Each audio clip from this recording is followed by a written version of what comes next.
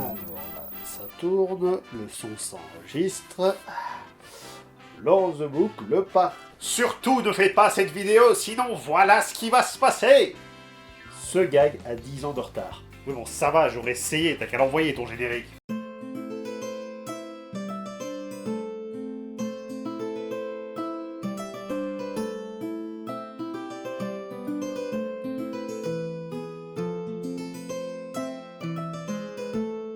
Salut à tous, est-ce que vous vous souvenez de la Divine Comédie? Alors, on a déjà parlé de l'enfer, on a déjà parlé du purgatoire, il ne reste plus qu'une seule et dernière partie, le paradis. Et tu vas être ravi. Honnêtement, je vois pas comment je pourrais être ravi de retourner dans cette vision de cauchemar.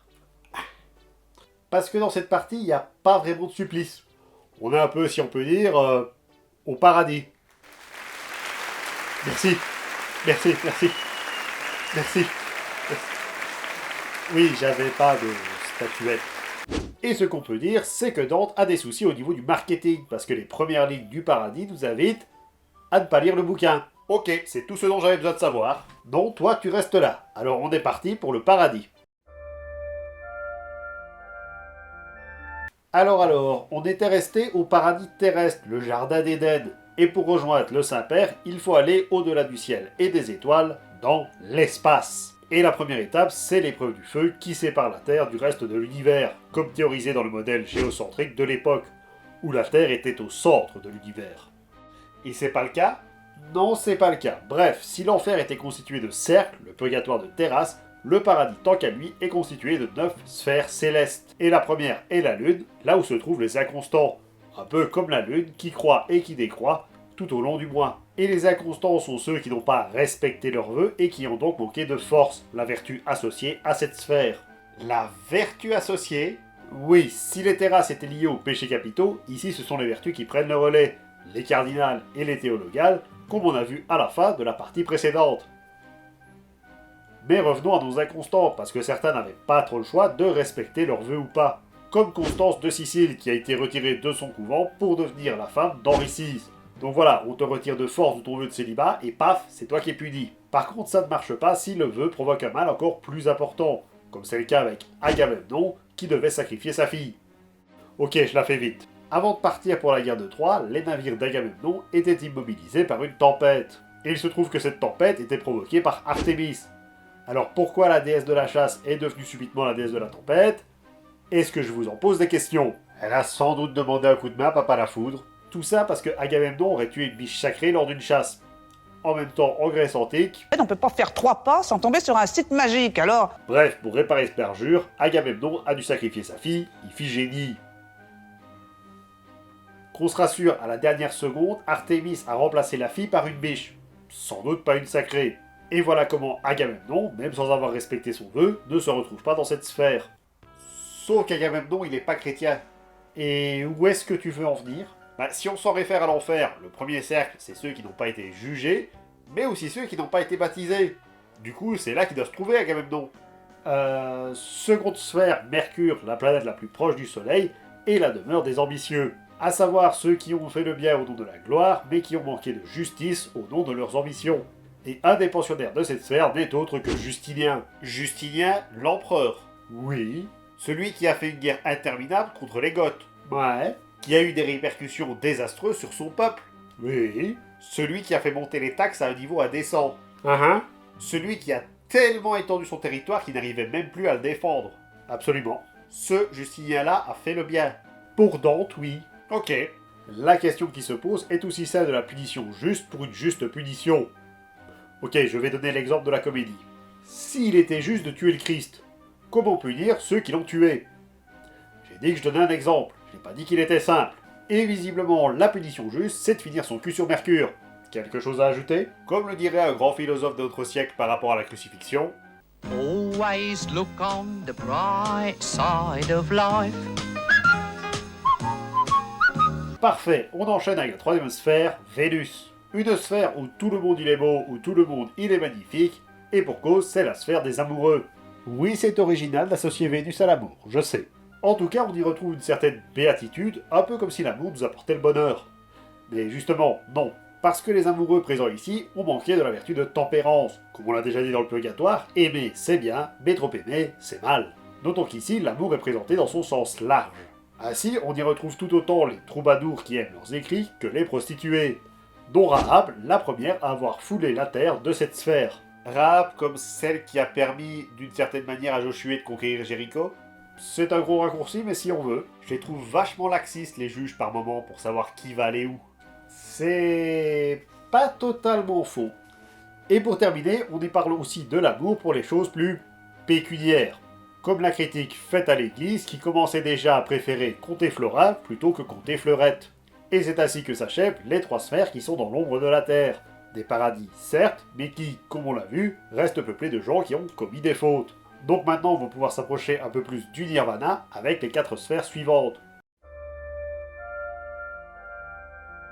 Parce que les prochaines sphères vont montrer les bons exemples des vertus mentionnées plus tôt. Et on commence avec la sphère du soleil. Alors, je sais pas comment il crame pas, parce que très clairement... Il paraît que le soleil est tellement chaud qu'une saucisse elle crame en même pas 2 secondes.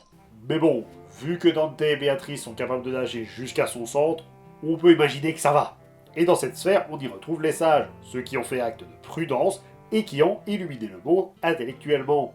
Et ils sont au nombre de 12, depuis plusieurs siècles. Ça fait pas beaucoup quand même. Donc, petite liste rapide. Les 12 sont Thomas d'Aquin, le saint patron des écoles et des librairies. Son mentor, Albert le Grand, patron des savants et des scientifiques. Gratien, qui a écrit un décret sur les lois au sein de l'Église. Pierre Lombard, qui a écrit les 4 livres des sentences. Le roi Salomon, qui s'est fait chourer son épée, je le rappelle. Dionysos, pas le dieu du vin, mais le premier archévêque d'Athènes. Paul Orose, un prêtre qui a écrit plusieurs bouquins qui ont inspiré, comme c'est surprenant, Dante. Boèce, un philosophe adepte d'Aristote.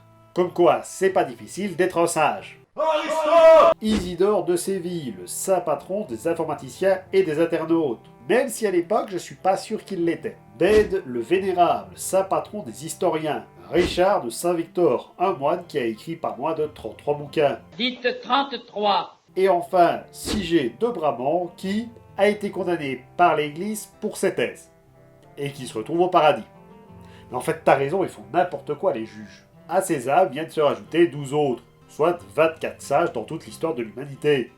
Ce qui fait toujours pas beaucoup. Et tu vas aussi citer ces 12 âmes-là ? Bonaventure, connu sous le nom de docteur Séraphique, Illuminato et Augustin, parmi les premiers à avoir suivi la règle de Saint François, et qui est aussi un ensemble de bouquins sur les règles de l'ordre franciscain. Et Saint François, il est là aussi ? Absolument pas. Alors pourquoi c'est les 2 sous-fifres qui sont devenus des sages ? J'en sais rien. Hugues de Saint-Victor, encore un philosophe. Pierre le Mangeur, qui a écrit un bouquin pour la formation du clergé. Pierre l'Espagnol, qui a écrit nombre d'ouvrages sur la médecine. Nathan, le prophète de la cour du roi David.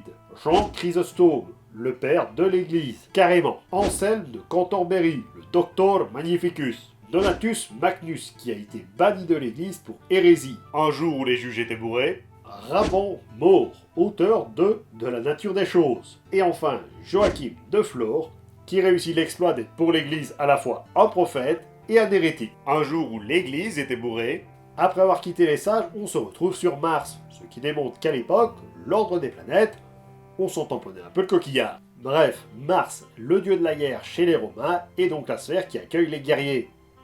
Enfin, les gentils guerriers, pas ceux qui sont punis pour violence, tout ça. Alors c'est ceux-là, les gentils zombies? Non, ici ce sont les bons guerriers, les guerriers de la foi, ceux qui ont fait preuve de force. Et contrairement aux 24 clans pas d'avant, ici ils sont des millions.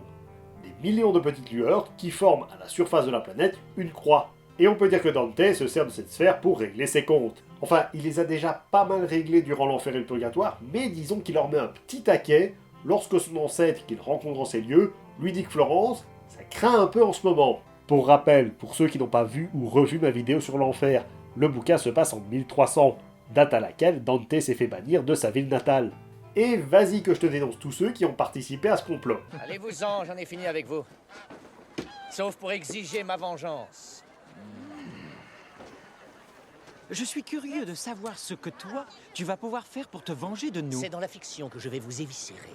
La moindre petite pustule, le moindre défaut de caractère, je le décrirai. J'ai été dénudé une journée. Vous le serez pour l'éternité.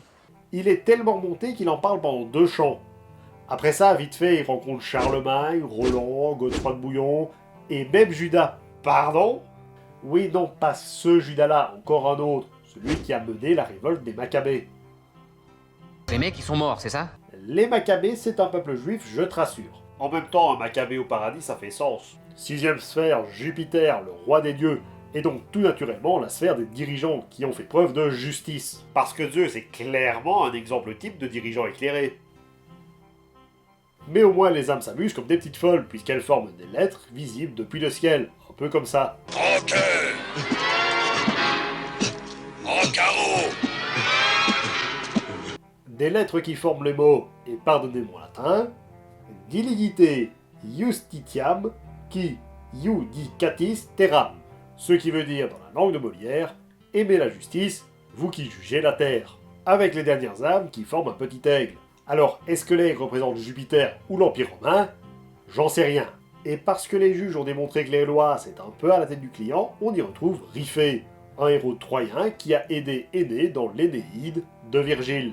Je rappelle que Dante était un grand fan du monsieur, parce que là ça commence à se voir, il y a des passe-droits qui se perdent. Et il a régné sur quoi, Riphée? Sur rien du tout. Mais on est dans la sphère des dirigeants. Je sais, mais lui il est mort durant la guerre de Troie. Même les dieux grecs ne l'ont pas reconnu comme héros. Non, là c'est juste Dante qui fait son fanboy. Et huitième sphère, Saturne, celle des contemplatifs, ceux qui ont eu la vertu de tempérance. Et c'est tout. Dante il tape juste la discute avec Pierre Damien avant de continuer sa route. Ah non, mais il y a des coins du paradis où il se passe pas grand chose.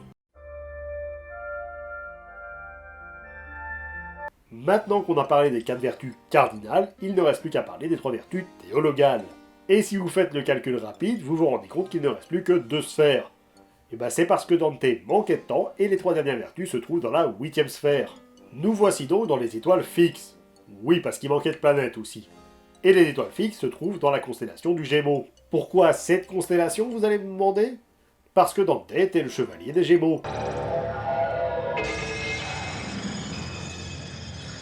Mais cette armure, non, ça n'est pas possible, c'est celle du chevalier des Gémeaux. Oula, non, mauvaise série.